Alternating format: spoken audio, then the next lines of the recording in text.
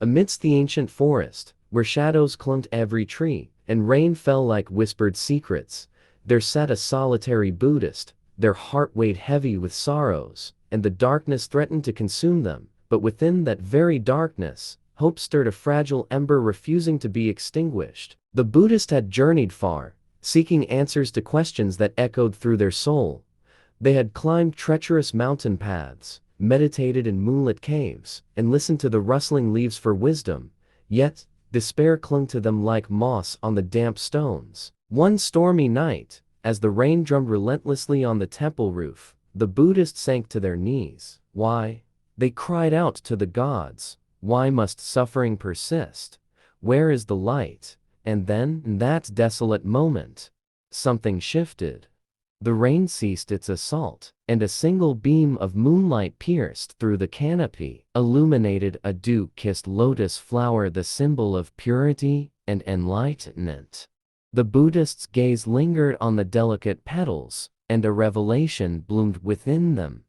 Perhaps, they whispered, the light isn't always found in grand revelations or celestial visions. Maybe it resides in the quiet persistence of hope, in the way a single flower pushes through the mud to reach the sun. From that day on, the Buddhists continued their practice. They sat in the forest, rain or shine, and prayed not for miracles but for strength. They learned to find solace in the rhythm of their breath, the rustle of leaves, and the distant howl of wolves. Each moment became a prayer, a bridge to the divine, and gradually, the darkness lost its grip.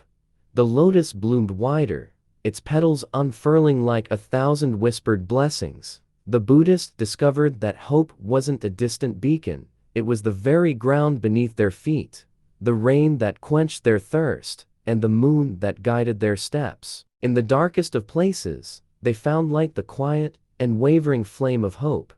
And as they sat, eyes closed, hands resting on their heart, they knew that enlightenment wasn't a distant peak, but a path walked with faith. And so, the forest became their temple, the rain their hymn, and the moon their silent companion.